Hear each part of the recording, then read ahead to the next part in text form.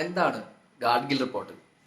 വർഷം 1999 വെള്ളപ്പൊക്കത്തിന് ശേഷം പിന്നീട് കേരളം തൊട്ടറിഞ്ഞ ഒരു വലിയ മഹാപ്രളയമാണ് 2018 നമ്മുടെ കേരളത്തിൽ നടന്നത്. അന്ന് 2018 വെള്ളപ്പൊക്കത്തിൽ ഏകദേശം 100-ലധികം ജീവനുകളാണ് പൊലിഞ്ഞു പോയത്. കേരളം കണ്ട ഏറ്റവും വലിയ പ്രളയമായതുകൊണ്ട് തന്നെ, കേരളം തൊട്ടറിഞ്ഞ ഏറ്റവും വലിയ പ്രളയമായതുകൊണ്ട് തന്നെ വളരെയേറെ ചർച്ചകളും പഠനങ്ങളും അതിനോടനുബന്ധിച്ച് നടന്നിരുന്നു. ആ സമയത്ത് നമ്മളെല്ലാവരും കേട്ട ഒരു പേരാണ് ഗാഡ്ഗിൽ റിപ്പോർട്ട്. ഈ ദുരന്തങ്ങളും പ്രകൃതിക്ഷോഭങ്ങളും മാത്രം ഉണ്ടാവുമ്പോൾ ആ സമയത്ത് മാത്രം കേട്ട് വരുന്ന ഒരു പേരാണ് ഗാഡ്ഗിൽ റിപ്പോർട്ട്. ആ സമയത്ത് മാത്രം കേൾക്കേണ്ട ഒരു പേരാണോ Gadgil report? Welcome back to life of Kichu vlogs. Video ആദ്യമായിട്ട് കാണുന്നവരാണെന്നുണ്ടെങ്കിൽ സബ്സ്ക്രൈബ് ചെയ്യുന്ന കാര്യം പരിഗണന വെച്ചേക്കാം. അപ്പോൾ എന്താണ് ഗാഡ്ഗിൽ റിപ്പോർട്ട്? 2010 മാർച്ചിൽ അന്നത്തെ കേന്ദ്ര വനം പരിസ്ഥിതി മന്ത്രിയായിരുന്നു ജയറാം രമേശ്. അദ്ദേഹമാണ് പശ്ചിമഘട്ട പരിസ്ഥിതി സംരക്ഷണത്തെ പറ്റിയിട്ടുള്ള ഒരു പഠനത്തിന് വേണ്ടിയിട്ട് ഒരു വിദഗ്ധ സമിതിയെ രൂപീകരിച്ചത്. പശ്ചിമഘട്ട സംരക്ഷണവുമായി ബന്ധപ്പെട്ട് 2010 ഫെബ്രുവരി 9 നീലഗിരി മലനിരകളിലെ ഗോത്തഗിരിയിൽ നടന്ന പരിസ്ഥിതി പ്രവർത്തകരുടെ സമ്മേളനത്തിലാണ് ഈ സമിതി രൂപീകരിച്ചുകൊണ്ട് ഒരു പ്രഖ്യാപനം നടത്തുന്നത്. പശ്ചിമഘട്ടം എന്തുകൊണ്ടാണ് ഇത്രയധികം പ്രധാനപ്പെട്ടതായത്? 6 സംസ്ഥാനങ്ങൾ, 44 ജില്ലകൾ, 144 താലൂക്കുകൾ എന്നിവയിൽ നീണ്ട് പരന്നു കിടക്കുന്ന ഒരു പ്രദേശമാണ് പശ്ചിമഘട്ട മലനിരകൾ. ഇന്ത്യയിലെ വൈവിധ്യമാർന്ന ജീവജാലകങ്ങൾ, വൃക്ഷങ്ങൾ, വംശനാശം നേരിട്ടുകൊണ്ടിരിക്കുന്ന ജന്തുജാലകങ്ങൾ എന്നിങ്ങനെയുള്ള പ്രദേശമാണ് പശ്ചിമഘട്ടം. ഇതുകൂടാതെ തന്നെ 6 സംസ്ഥാനങ്ങളുടെ ജലസ്രോതസ്സുകളും ഈ മലനിരകളിലാണ് സ്ഥിതി ചെയ്തുകൊണ്ടിരിക്കുന്നത്. ലോകത്തിലെ ഏറ്റവും പ്രധാനപ്പെട്ട ജൈവ വൈവിധ്യ ഹോട്ട്സ്പോട്ടുകളിൽ ഒന്നായി അന്ന് യുനെസ്കോ പശ്ചിമഘട്ട മലനിരകളെ അംഗീകരിക്കുകയുണ്ടായി. ലോകത്തിലെ തന്നെ നിലനിൽപ്പിനെയും സന്തുലിതാവസ്ഥയെയും ബാധിക്കുന്ന ഈ പശ്ചിമഘട്ട മലനിരകളെ കുറിച്ച് പഠിക്കാൻ 14 വിദഗ്ധരായ ആളുകളാണ് ഈ സമിതിയിൽ ഉൾപ്പെട്ടിരുന്നത്.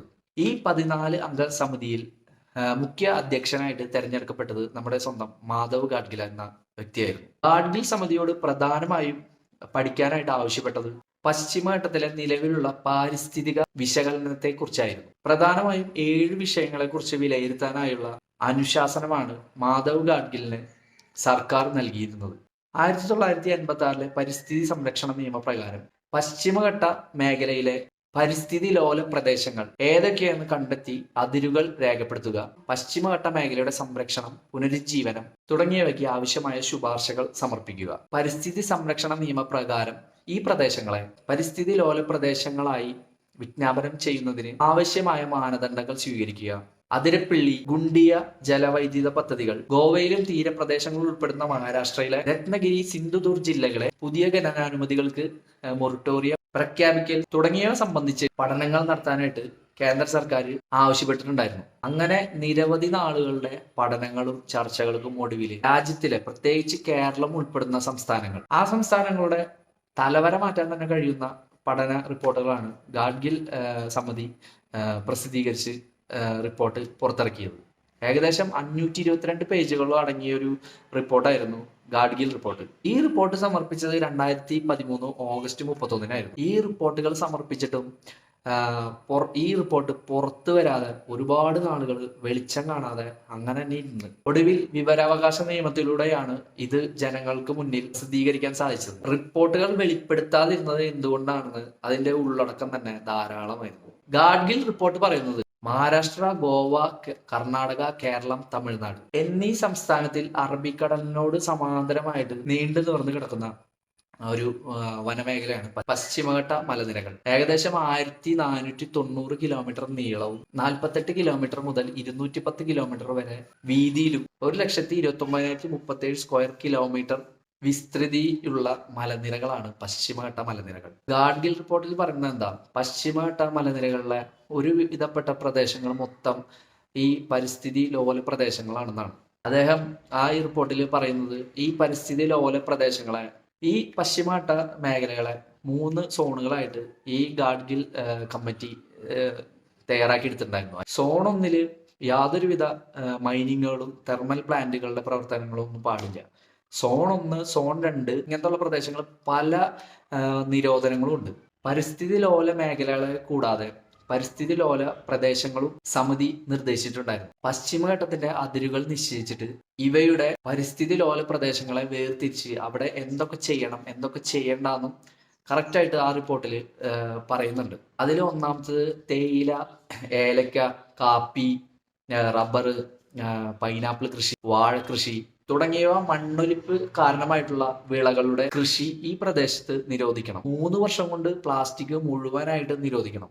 അതിൽ സോൺ 1 2 വർഷം കൊണ്ടും, സോൺ 2 8 വർഷം കൊണ്ടും, സോൺ 3 10 വർഷം കൊണ്ടും പൂർണ്ണമായിട്ടും പ്ലാസ്റ്റിക് നിരോധിക്കണം. പിന്നെ ജൈവ കൃഷിയിലേക്ക് മാറും വേണം. ഇവിടെ പുതിയ ഹിൽ സ്റ്റേഷനുകളോ സാമ്പത്തിക മേഖലകളോ ഒന്നും പാടില്ല. പുതിയ ഭൂമി സ്വകാര്യവൽക്കരിക്കാനും പാടില്ല. സോൺ 1 സോൺ 2 മറ്റുള്ള ആവശ്യങ്ങൾക്ക് ഉപയോഗിക്കാൻ പാടില്ല. കൃഷിഭൂമി കൃഷിക്ക് മാത്രമായിട്ട് തന്നെയാണ് ഉപയോഗിക്കാൻ പാടുള്ളൂ. അവിടെ ആവശ്യമില്ലാത്ത കയ്യേറ്റങ്ങളും മൈനിങ്ങുകളും കാര്യങ്ങളും ഒന്നും പാടില്ല. അവിടെയൊക്കെ ഈ ഗാഡ്ഗിൽ റിപ്പോർട്ടിൽ വളരെ വ്യക്തമായിട്ട് പറയുന്നുണ്ട്, ഇങ്ങനത്തെ ഈ സോൺ 1 സോൺ 2 ഇങ്ങനത്തെ ഭയങ്കര ലോലമായിട്ടുള്ള പ്രദേശങ്ങളാണ്, ഈ പരിസ്ഥിതി ലോല പ്രദേശങ്ങളാണ്. എവിടെ വേണമെങ്കിലും എങ്ങനെ വേണമെങ്കിലും എപ്പോൾ വേണമെങ്കിലും മണ്ണിടിച്ചിലും അങ്ങനത്തെ പ്രകൃതിക്ഷോഭമായിട്ടുള്ള കുറേ പരിപാടികൾ അവിടെ ഉണ്ടാവാൻ സാധ്യത ഉള്ളതുകൊണ്ടാണ് ഇത്തരം കാര്യങ്ങളൊക്കെ അവിടെ ചെയ്യാൻ പാടില്ല എന്ന് ഈ ഗാഡ്ഗിൽ റിപ്പോർട്ടിൽ പറയുന്നത്. എന്നാൽ സോൺ 3 പാരിസ്ഥിതി സാമൂഹിക പ്രത്യാഘാതങ്ങളെ കണക്കിലെടുത്തുകൊണ്ട് കൃഷിഭൂമി മറ്റുള്ള ആവശ്യങ്ങൾക്ക് വേണ്ടിയിട്ട് നമുക്ക് ഉപയോഗിക്കാൻ പറ്റും. അവിടെ പക്ഷെ പുതിയ ഖനനങ്ങളൊന്നും പാടില്ല എന്ന് ഗാഡ്ഗിൽ റിപ്പോർട്ടിൽ പറഞ്ഞിട്ടുണ്ട്. 2016 കൂടിയിട്ട് ഈ ഖനനങ്ങളൊക്കെ നിർത്തണം എന്ന് വളരെ വ്യക്തമായിട്ട് തന്നെ പറയുന്നുണ്ട്. അപ്പോൾ 2013 ഈ റിപ്പോർട്ട് സമർപ്പിച്ചത്. അപ്പോൾ 2016 കൂടിയിട്ട് ഈ ഖനനങ്ങളും ഈ വക പ്ലാസ്റ്റിക് എല്ലാ പരിപാടികളും അവിടെ അവസാനിപ്പിച്ചിട്ട് അവിടെ ഒരു പ്രകൃതിക്ക് അനുയോജ്യമായിട്ടുള്ള ഒരു സ്ഥലമായിട്ട് തന്നെ മാറിക്കഴിയണം. അതായത് 2016 അത് 10 വർഷം കൂടുമ്പോഴാണ്. അതായത് 2013 സമർപ്പിച്ച റിപ്പോർട്ട് ഇതിനോടൊപ്പം തന്നെ 2023 ആവുമ്പോഴേക്കും എല്ലാതും മാറിക്കഴിയണമായിരുന്നു. അവിടെ പറഞ്ഞിട്ടുള്ളത് പരിസ്ഥിതി മാലിന്യം ഉണ്ടാക്കുന്ന റെഡ് ഓറഞ്ച് കാറ്റഗറിയിൽ പെടുന്ന വ്യവസായങ്ങളൊന്നും അവിടെ പാടില്ല എന്ന് ഗാഡ്ഗിൽ റിപ്പോർട്ടിൽ പറയുന്നുണ്ട്. പിന്നെ സോൺ 1 പിന്നെ വേറൊരു കാര്യം പറയുന്നത് മണൽ വാരല്, പാറ പൊട്ടിക്കല്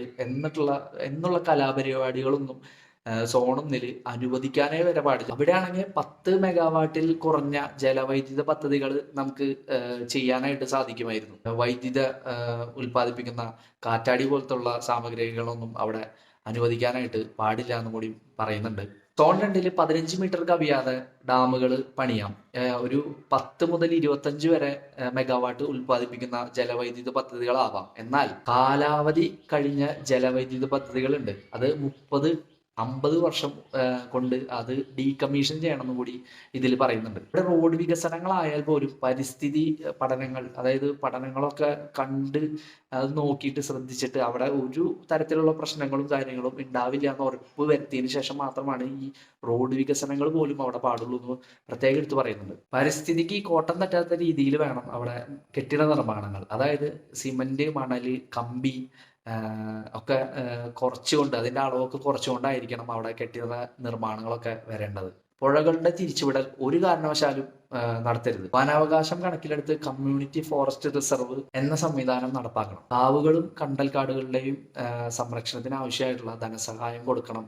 പിന്നെ പരിസ്ഥിതി ബോധവൽക്കരണത്തിനായിട്ട് കോളേജുകളിലും സ്കൂളുകളിലും പരിസ്ഥിതി ക്ലബ്ബുകളുടെ സേവനങ്ങൾ മുതലെടുക്കണം. അതിരപ്പിള്ളി, ഗുണ്ടി അണക്കെട്ടുകളൊന്നും വേണ്ട എന്ന് തന്നെയാണ് ഈ ഗാഡ്ഗിൽ റിപ്പോർട്ടിൽ പറയുന്നത്. പക്ഷെ ഒരിടയ്ക്ക് നമ്മൾ അതിരപ്പിള്ളിയിൽ ഡാം വരാൻ പോകുന്നു എന്നുള്ള ഒരു കാര്യം ഭയങ്കര ചർച്ചാ വിഷയമായിരുന്നു.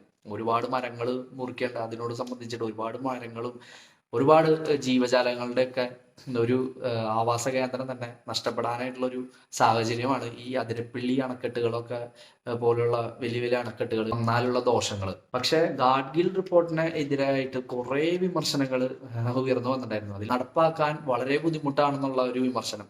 അത് നടപ്പാക്കാൻ നമുക്ക് സാധിച്ചില്ലെങ്കിൽ ഉണ്ടാവുന്ന ഒരു പ്രത്യാഘാതമാണ് ഇപ്പോൾ വയനാട് ജില്ലയിൽ മുണ്ടക്കയിലൊക്കെ സംഭവിച്ചത്. പശ്ചിമഘട്ടം സംരക്ഷിക്കപ്പെടേണ്ടത് നമ്മുടെ കൂടി കടമയാണ്.